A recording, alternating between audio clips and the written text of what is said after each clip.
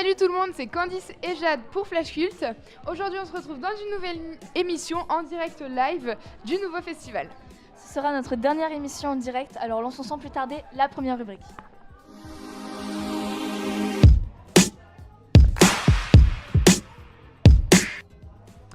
Les habitants du monde dans lequel nous vivons ont l'habitude d'agir sur leur système immunitaire, notamment en utilisant des antibiotiques ou encore des médicaments.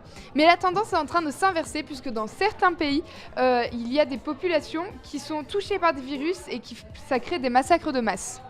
Nous ne parlons pas ici du manque de médicaments, mais bien du contraire. En effet, dans certains pays, il est possible de se procurer des médicaments ou des antibiotiques sans aucune ordonnance, ce qui mène à une mauvaise ou une surutilisation des antibiotiques, menant elle-même à une résistance aux antibiotiques. En effet, l'efficacité des antibiotiques étant été prouvée, beaucoup de populations les ont surconsommés, ce qui fait qu'ils ont créé dans leur corps en fait des souches résistantes. Wow. Comment ça? Attends, explique-moi, je comprends pas là. Alors, prenons un exemple. Les girafes, par exemple.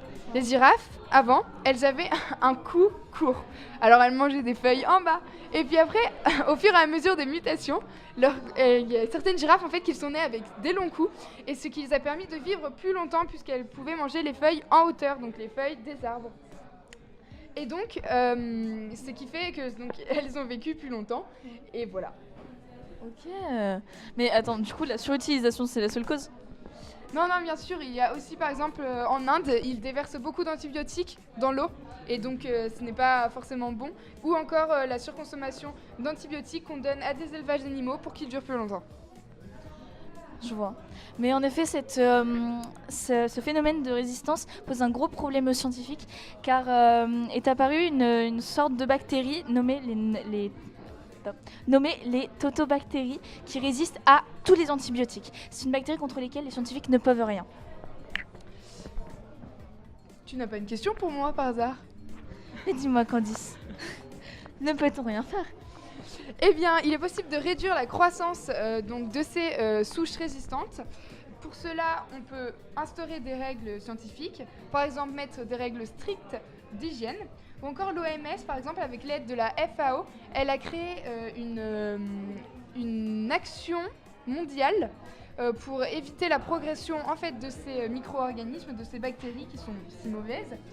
Et donc, ça fait qu'ils se sont axés sur 5 axes. Par exemple, optimiser la consommation mauvaise pour notre santé. Wow, et dire que tout ça, on n'en parle pas du tout. Évidemment, si ce sujet vous intéresse, nous vous invitons à aller vous renseigner. Nous vous conseillons également la vidéo de Dirty Biology qui traite de ce sujet en Centrafrique. Merci.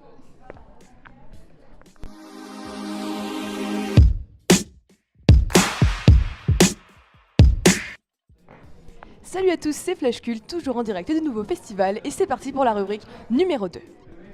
La culture américaine s'est largement diffusée au sein du monde, mais la facette de plus en plus aimée et suivie en France est celle du basketball. Ce sport qui agite les foules et fait se lever des millions de personnes voit ses équipes s'affronter au cours d'un championnat devenu très célèbre, celui de la NBA. Rappelons les bases pour mieux se comprendre. Au cours de ce championnat vont s'affronter 30 équipes divisées en 2 parties selon leur localisation géographique. Attends, explique peut-être un peu mieux leur localisation géographique. Eh bien, ces 2 parties sont les conférences de l'Est et de l'Ouest, avec dans la partie Est les équipes de l'Est de l'État et dans la partie Ouest, celles de l'Ouest. Exactement. Donc à la fin de la totalité de ces matchs, il restera une équipe de chaque conférence qui vont logiquement s'affronter au cours de la finale NBA.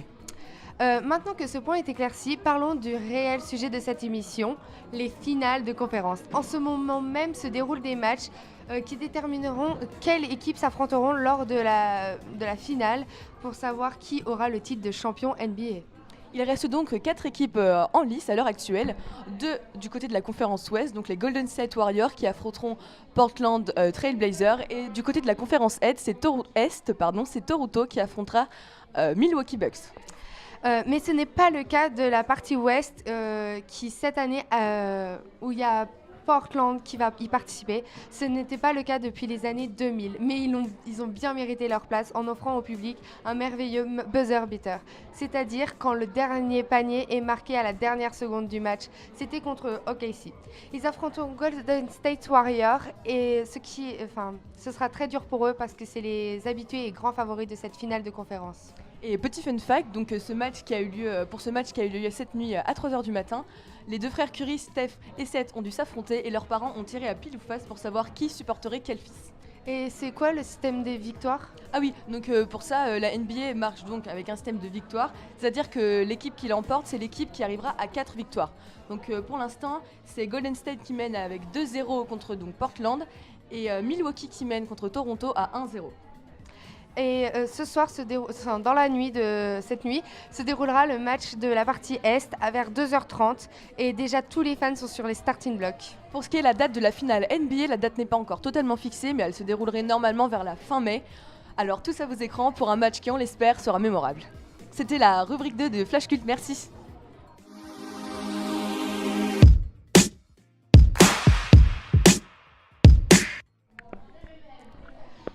Vas-y. Donc la rubrique 3. Chaque année en France, le gaspillage alimentaire s'élève à 5,2 millions de tonnes. C'est à peu près 79 kilos par personne. Ce sont uniquement des déchets produits par les foyers.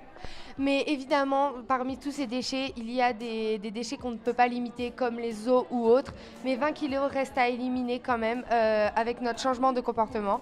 Petit exemple, sur ces 20 kilos, 13 sont quand même des restes de nos repas et des fruits et légumes non consommés. Parmi ces un quart de restes de repas, un quart est dû à l'aliment le plus consommé en France. Je vous le donne en mille, le pain. À plus grande échelle, c'est-à-dire en englobant les écoles, les hôpitaux, les chiffres sont monstrueux. Mais un jeune Bordelais a eu une solution qui pourrait bien réduire ce gaspillage de pain. En effet, Franck Vallée, en travaillant pour les Restos du Cœur, a cherché à trouver une solution pour trouver quoi faire de ce pain perdu. Sans mauvais jeu de mots. Une quantité importante de pain invendu est donnée à ces organisations qui parfois sont... Obtenant une poudre qu'il associe à de la farine. Cette expérience qui a été réussite. Ce concept marche plutôt bien car 3 ans après, une douzaine de mois d'analyse après et le travail avec les industriels, sa start-up Explicit a mis en vente un blender géant pour mixer le pain. Et il le vend dans plus de 25 boulangeries dans des grandes villes telles que Paris, Marseille ou Toulouse. Le concept est simple. On transforme le pain sec en fine poudre à l'aide de la machine, puis on en incorpore 65% à une farine normale. Puis le tour est joué et on peut faire cette recette. Grâce à cette technique, 1,5 tonnes de cette poudre a été produite en un an. Seulement, le plus important à retenir ici n'est pas la production de cette fine poudre, mais bien le pain invendu qu'elle recycle et sauve de la poubelle. Malgré les avantages économiques et écologiques de ce recyclage, il ne faut pas oublier les ressources utilisées pour produire le pain qui ne sera pas jeté. Car par exemple, pour produire une baguette de pain, c'est plus d'une baignoire d'eau utilisée, que ce soit dans la pâte ou dans la culture du blé. Merci de nous avoir suivis. On espère tous que d'autres boulangeries vont s'ajouter à eux et participer à leur tour à ce recyclage. Et pourquoi pas d'autres structures telles que des restaurants? Parce que oui, ce monsieur pense que les clients ne font aucune différence de goût. Comme quoi, un geste pour la planète ne coûte vraiment rien. C'était Flash Cult. Merci, nous vous remercions vraiment de nous avoir suivis tout au long de cette aventure Nouveau Festival. C'était la dernière rubrique de la dernière émission et merci à vous. Au revoir. Au revoir.